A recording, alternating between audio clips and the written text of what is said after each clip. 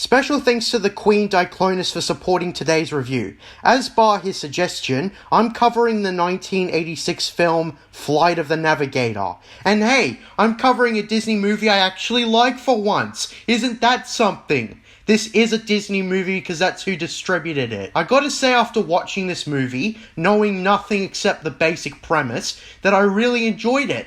It's a movie. An actual movie. Made with effort and stuff. The story's very simple, but the film is very well made. I thought I was to do nothing but rip into Disney this whole video, but just this once, I get to say something nice about them. I suppose it's just modern Disney I have a problem with. Their corporate garbage has ruined so many film franchises. None of them have the same spirit they had when other people were in charge. Marvel, Star Wars, everything. I heard this movie in particular is getting a Disney Plus remake, which, after watching this movie, I have no hope for. Especially because they're doing a gender swap. On the surface level, that doesn't sound too bad, but given this is woke Disney, I just hope they don't make any statements, if you know what I mean. With that being said, let's get into this. The film centers around a 12-year-old boy named David Freeman, who lives a normal life in a town in Florida in the year 1978. The movie starts with a dog frisbee catching competition, in which his own dog is ineffective. The movie actually has a fake out where it makes you think a silver frisbee is a flying saucer.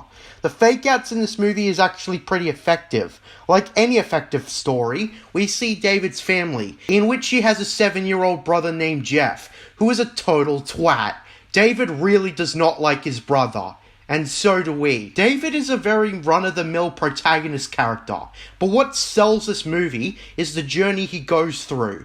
We see that he has a crush on a girl, and in general he has a pretty normal life. But since there's gotta be a conflict and something's gotta go wrong, that's just how it goes. David at night is sent out to get his brother Jeff.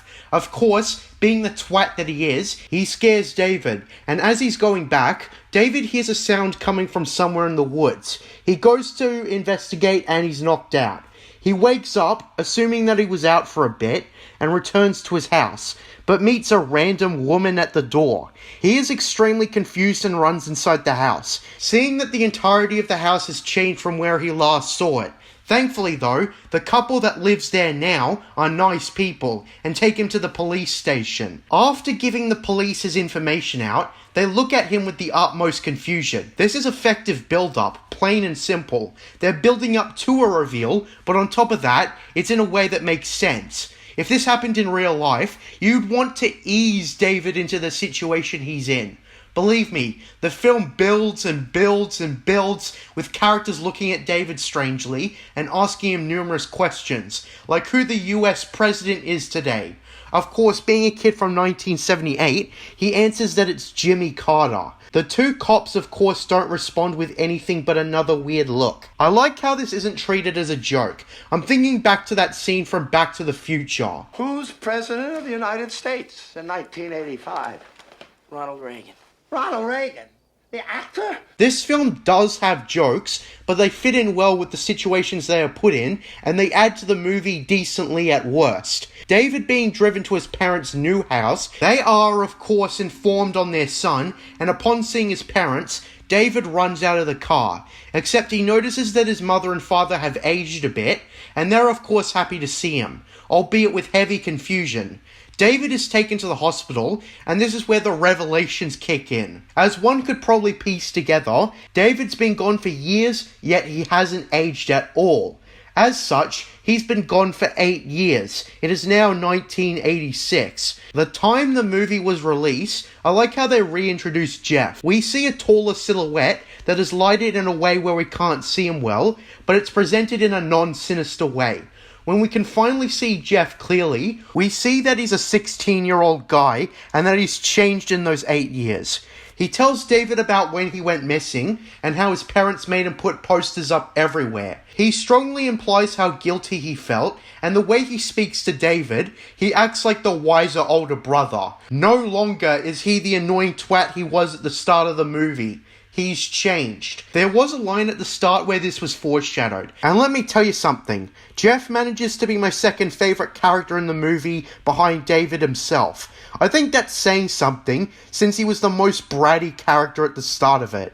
He's asked questions about where he was and what he was doing. Since David should be 20 at this point, the test is meant to show his brainwaves, and they process something weird, an image of a flying saucer. In parallel to this, we see that NASA has uncovered an alien spacecraft that they cannot get rid of. They've tried drilling into it, and they haven't made a dent. A guy who works at NASA tells David that he just needs to spend 2 days to run some tests on him to figure out what happened exactly in relation to the tests. David, of course, reluctantly accepts, and so he's put in a max-level room with toys and a television.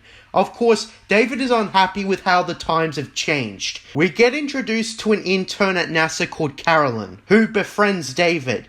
It's here where a lot of the out-of-date interactions happen. David asks why Starsky and Hutch isn't on television anymore, with a response telling him that the show was cancelled years ago. I looked up the show and, yep, canned the year after David disappeared. Although there was a film made in 2004, along with a video game. Woo!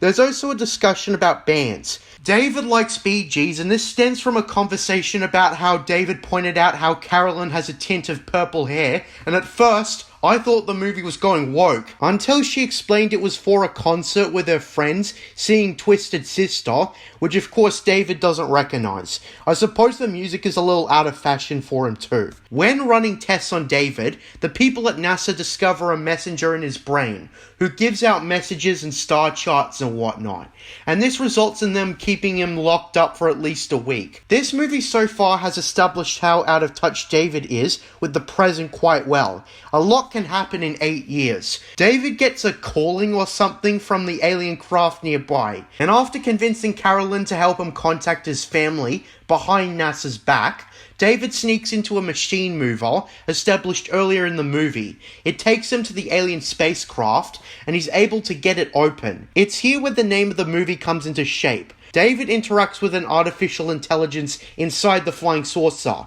whom he nicknames Max. David, because of the abduction, has been assigned as navigator of the spacecraft. The film earlier explained that due to time dilation, David only aged 4 hours, while everyone around him aged 8 years and whatnot. Since we're halfway through the movie, I can say that the film is pretty good with its presentation. It paces out reveals excellently, and the mystery is very quickly replaced with chemistry between David and the AI Max. The film does mention the humans only use 10% of their brains myth as if it was fact, so that might be a criticism, although I'm guessing that it wasn't largely disputed until around the time this movie was made, and since the internet didn't exist, the people who wrote this movie might not have known about it. With that out of the way, the movie becomes like a space adventure, as David uses his assignment as navigator of the ship as the opportunity to escape. It leads to David learning to pilot the ship. Max also completely changes when it scans David's brain, becoming more characteristic of a human. With all that, the movie just has a lot of fun with everything. It feels exactly like the filmmakers were going off a vast imagination, and it translates well in this movie. David grabs one of the harmless life forms as a pet, and with that, they travel around the globe, trying to find home. This is where the chemistry between Max and David really shines. They banter and argue a lot, and Max really fucks around once he becomes more characteristic of a human. There's a part where David shows Max what music is by showing him I Get Around by the Beach Boys and flies around the United States like that. It's a great moment of licensed music used well. It's also where NASA are trying to track down the spacecraft. There's a part where David stops by a gas station where the guy looks in shock while David uses a payphone. Ultimately, David locates his home when his now likable brother Jeff, like a true mad lad, which is not something I'd say at the start, lights up fireworks to show David his location.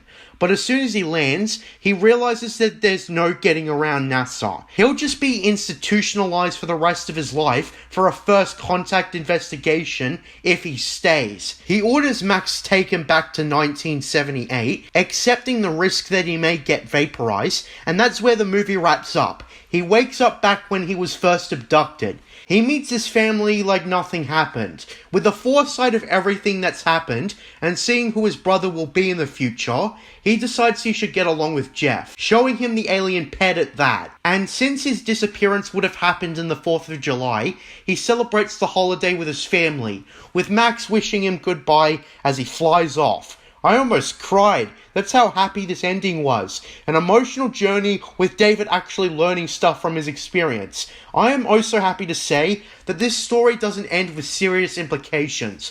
A lot of time travel stories can do that, but this doesn't. David was shown to be given minimal insight on what happens between 1978 and 1986, beyond a few things that will exist in pop culture in the future. He'll probably recognize something like Transformers when that comes out in 1984, as that's one of the toys he was given at his NASA room, but nothing that'll be too damaging that will ruin his life or make him see everything coming. And while Jeff will live in a timeline in which his brother never disappeared, in the case of the butterfly effect, it's very believable that he and David will get along as they resolve their differences at the end of this movie, with David learning who his brother will grow into. The movie isn't just some wacky space adventure, then going home. There's a great payoff for everything at the end. It's truly incredible. I'd even go as far to say that this is one of the best endings I've seen in a movie in years. David went on a journey, learnt a lot of things, and came back and had a happy ending. And he earned that happy ending, as he proves that he's learned from his foresight from being missing for 8 years in the film's mainstream timeline.